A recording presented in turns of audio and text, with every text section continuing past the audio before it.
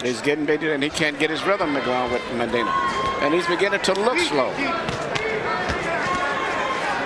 Yeah, as much as Jesse Reed tried to talk him out of it, you know, the trainer isn't going to be able to convince the fighter in that situation that he isn't slow. If Tapia feels slow, he's slow.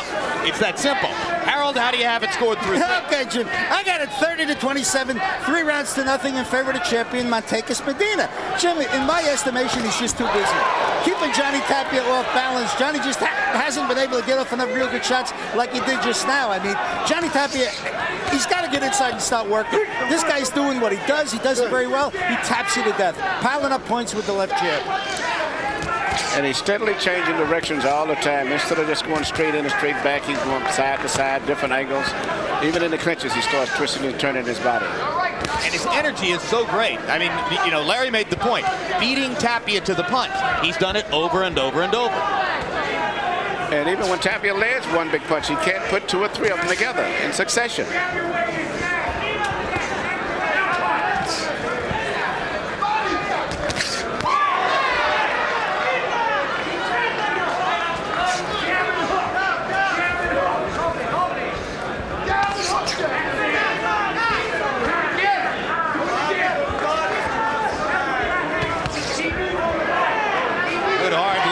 Tapia drives Medina off balance. He nods to Tapia as if to say, good shot. The two guys respect each other a great deal.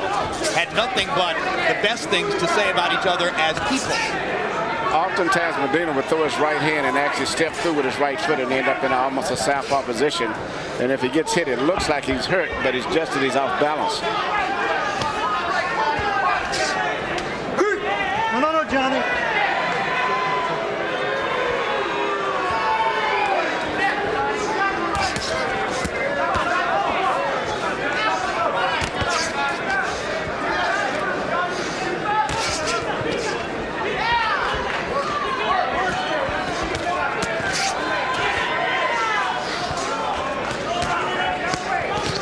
Johnny Tapia at his best always looked as though he enjoyed being in the fight.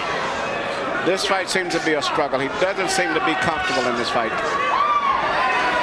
Seems to be trying to pump himself up by getting a little bit more aggressive in there. Yes. The moment he stops, Medina comes right back with a combination. That's very true, Jim. Nothing is happening automatically. Everything he's doing, he has to almost think and set to do it.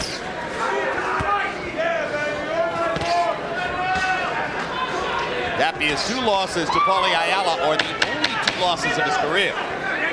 51 wins, the 2 losses to Ayala, and 2 draws.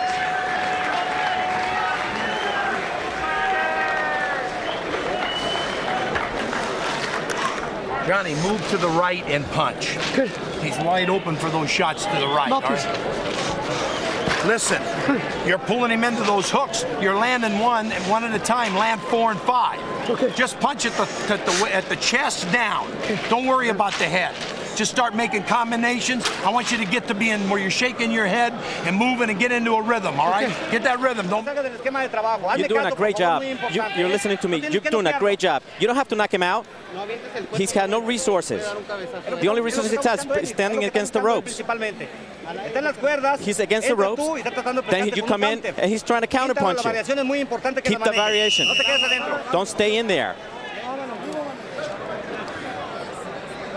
If Medina was concerned about whether he could get a fair decision against a star, given what happened last week to his stablemate Castillo, he's trying to do something about it in the ring, which is Medina plus, who's even throwing more punches than he normally does.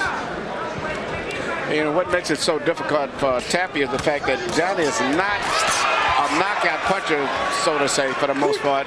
And he's fighting a guy that actually, seemingly the winner of this fight is going to be who can outwork who. And Medina is the one that's more experienced at doing that.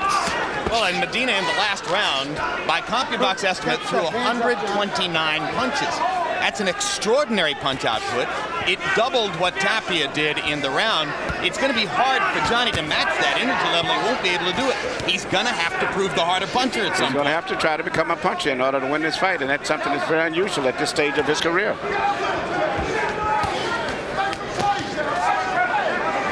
CompuBox numbers on jabs through the first 4 rounds. Tapia 15 out of 106.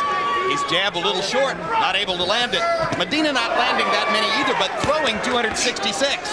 Good right hand by Tapia, drew blood from the nose of Medina. And Medina comes right back with a left hook.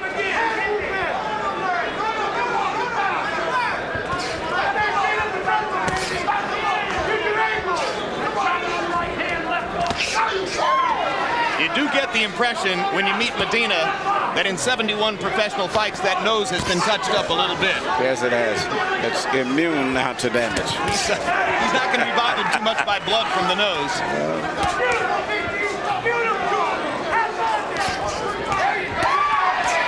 Hard left hook inside by Tapia. But again, one connect at a time. Yes, he can't put them together though. Right hand by Medina. Stops Tapia in his tracks. And then Medina scoops and rolls and throws his hands out there again. Trainers always say to the fighters, release your hands. This is a guy who releases his hands. Yes, he does, and he's really interested in being a Mexican fighter, but you don't see the famous left hook to the body. It's more like a kind of European type fighter, the way he moves his left hand up and down. He definitely doesn't fight like the normal Mexican fighter. No, he's a more energetic Guti Espadas. This is the way we saw Guti Espadas fight against Derek Morales. Kind of looping overhand rights. Blood trickling down the face of Medina from his nose now. Does nothing to dampen his enthusiasm for the task. He's throwing a lot of right hand leads now and getting away with it right now as Tapia is slowing down. Just touching Tapia with the right hand. Don't punch, don't punch. Very good. Blood now coming from Tapia's nose. Johnny looks a little winded in this. Very winded. There's a good combination by Tapia.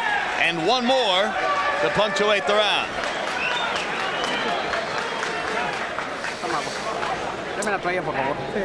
Let me have the towel. Q-tips, please. Towels, towels. Don't fall asleep on me here, guys. It is very important that you keep the rhythm that you're keeping. You're doing real good. He doesn't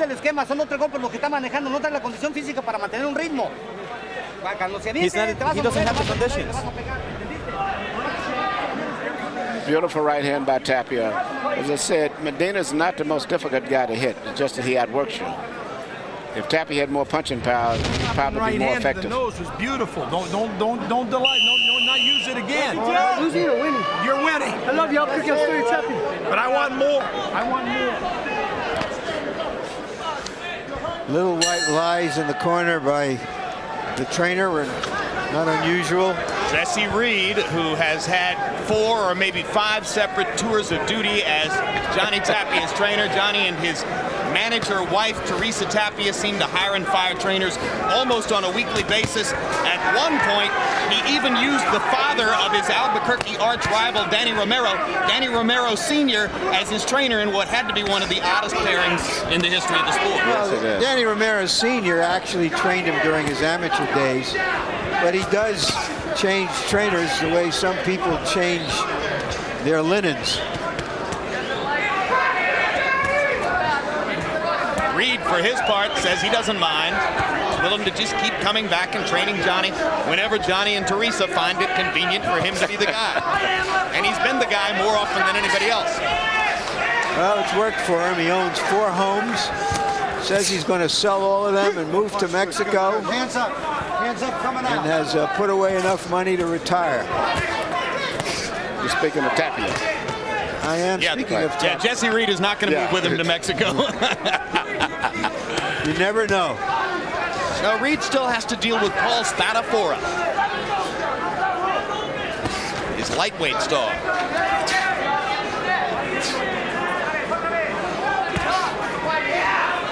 Round 6, similar to its predecessors. Now Johnny Tapia begins to work the jab and comes back with the hook to the body. That would be another way for Johnny to change the fight, Emmanuel, is to get his jab going. Yes, but he's not even trying to jab. Hard right hand by Tapia. That's what Reed wanted. If Johnny could maintain this year, he would be okay, but I don't know if he can maintain that volume of punches continually. Let him out, John. Let him out. That's it. Hands up, guys.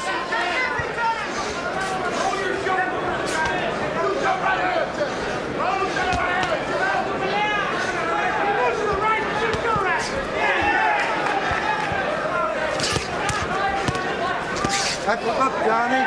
Tapia with a low blow. He knew it, so he bows to Mantekas. A classy demonstration by Tapia. I'm sorry for the low blow.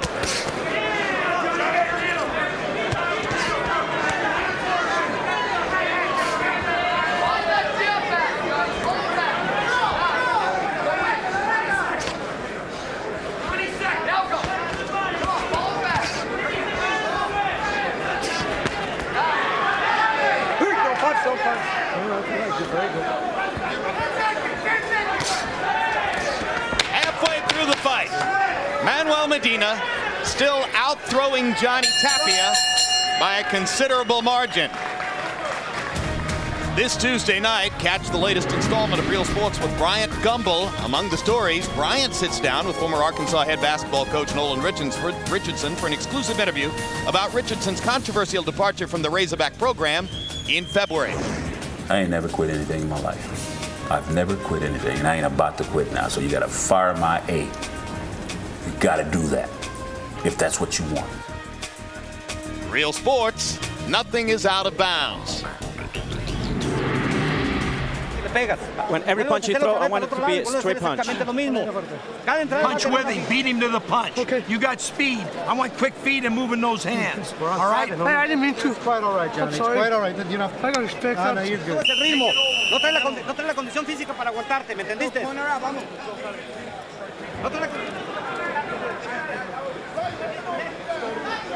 Jesse. Johnny Tapia looks like he's taking a beating. Well, at this stage here, Medina is definitely fighting the fight that he planned to fight, and Tapia is not able to fight the fight that he wanted to fight. Through 6 rounds, by CompuBox estimate, Manuel Medina has thrown 694 punches. He's on pace to break his own existing featherweight record in CompuBox stats for most punches ever thrown in the weight class. Harold, how do you have it scored halfway through? Okay, Jim. I got it 6-0, 60-54. Manuel Mantekas Medina. Jim, Johnny Tapia, to me, appears like a fighter who just can't get into his rhythm. I mean, we all knew what Mantekas Medina was going to do. He's been doing it his entire career. But Tapia, he knew he had to get inside. He knew he had to work, and he's not doing it. He's just not getting off, not landing enough solid shots. Mantekas Medina taps, piles up the points, winning the fight.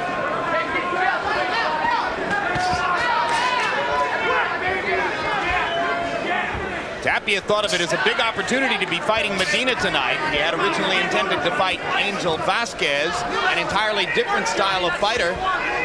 When he found out it was going to be Medina instead, he was honored by the prospect of fighting for a belt in Madison Square Garden. But in terms of style, it may not have been a fortuitous change for him. No, definitely. I mean, Medina's taking him to school. He's fighting him, making him use the entire ring, changing left-handed, right-handed. It's hard for Tapia to get his rhythm, and I don't think it's going to change. I think this is going to be the pattern of the fight for the entire course of the fight from here on in. So if you're Jesse Reed, what would you tell Johnny to do? Power punch. I'd go strictly for the knockout.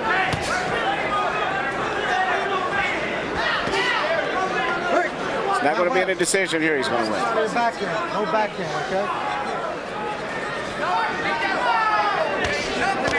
See how honest Reed will be with the fighter down the stretch. You already heard Larry Merchant use the phrase "little white lies" to describe their conversation in the corner.